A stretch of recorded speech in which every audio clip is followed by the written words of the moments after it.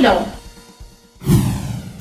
Isa na namang Grandmaster sa chess ang ipakikilala natin ngayon. One of the youngest chess Grandmasters in the Philippines. Isang lasalista na dating UAAP Athlete of the Year, John Paul Gomez.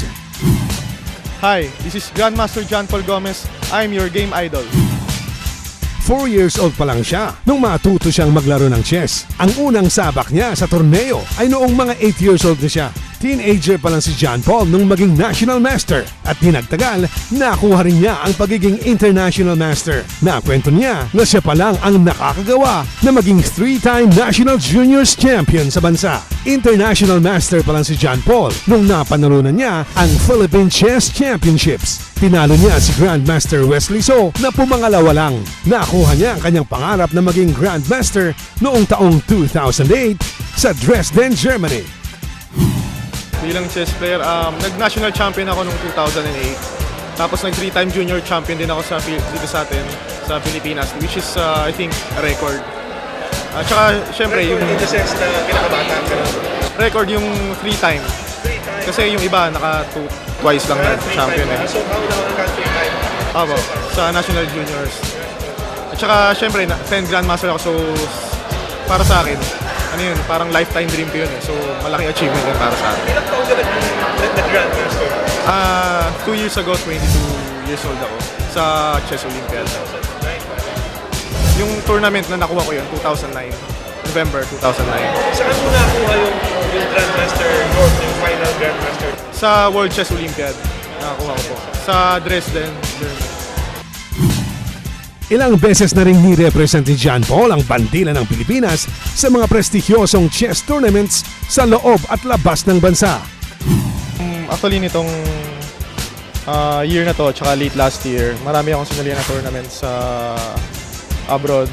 Tsaka team tournaments din sa Olympiad, sa Asian Games, tsaka sa Singapore Open and Vietnam Open. Tsaka sa Russia din itong pinakalas na tournament. Ayon kay John Paul, malaki ang naitulong ng chess sa kanyang buhay. So, naging scholar ka. Anong naitulong naman ng chess sa pag-aaral mo at hindi lang puro laro? Malaki po yung naitulong sa akin. Bali, kung hindi po ako nag-chess, hindi ko po alam kung afford namin na mag-aral ako sa isang magandang university kagaya ng De La Salle University. So, yun ang nagparal sa akin simula nung first year college ako hanggang matapos na ako. Free pati yung accommodation at saka may allowance pa every month.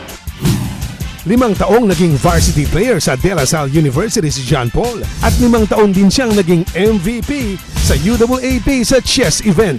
Busy man siya sa paglalaro ng chess, hindi naman niya napabayaan ang kanyang pag-aaral at graduate sa kursong pinili niya. Mechanical engineering po yung kinuha ko. Actually, 4 years and 1 term lang po yung sa La Salle. Pero medyo nag-extend ako kasi may mga conflicts sa laro. So, kapag gumraduate po ako lang 2008 pa. Pero ngayon po, focus muna sa chess kasi marami pong tournament, sayang naman yung chance. At dahil national player siya, sinasweldohan siya ng ating pamahalaan sa tulong ng National Chess Federation at Philippine Sports Commission. Ito, national player ka. Ano naman yung mga benefits at incentives na nakukuha mo? May allowance po galing sa Philippine Sports Commission. So, sapat naman siya, medyo malaki rin. At saka nakakakuha tayo ng support mula sa NCFP kay Mr. Pichay, yung president natin sa National Chess Federation, na isa niya yung mga top players abroad para tumas pa yung rating at saka yung iba na hindi pa grandmasters makakuha ng norms. Noong taong 2009, naidagdag pa sa mga karangalan ni John Paul ang pagiging UAAP Season 71 Athlete of the Year. Inuusan ng 24 anyos na si Gomez sina DLSU tennis star PJ Tiero at basketball superstar Raba Al-Husseini ng Ateneo.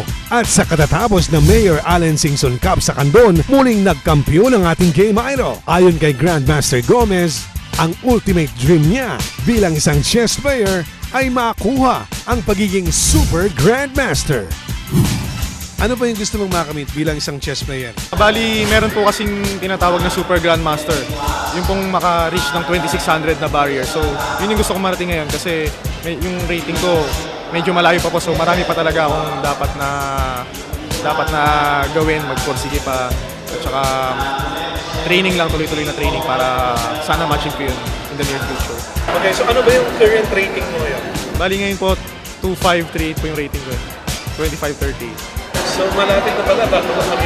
62 points po. Siguro kung mga 5 tournaments po, tas magaganda yung performance lahat, pwede po sigurong ma-achieve. Okay, sa tingin mo, kailan mo kaya makukuha yan? Ngayong taon kaya o sa tingin mo lang? Sa tingin ko po, kung maganda po yung talaga yung performance, siguro po bago matapos tong taon. Pero yung fair chance po sa tingin ko hanggang end of next year, makukuha ko. Basta tuloy-tuloy lang po yung aral ko. Tuloy-tuloy lang yung sipag.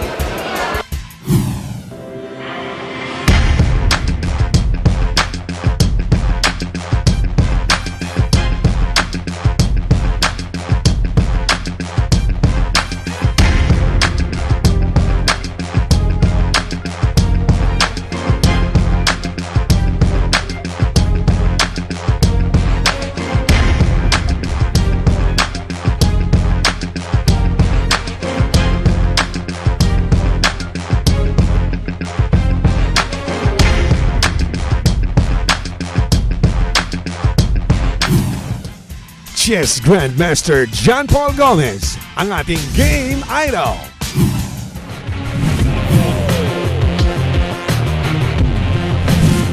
Pwede po ba kayong mag-trivia ng mga magkakapatid na sumikat sa larong basketball dito sa Pilipinas? Hi, this is GM John Paul Gomez. It's game time on Core TV.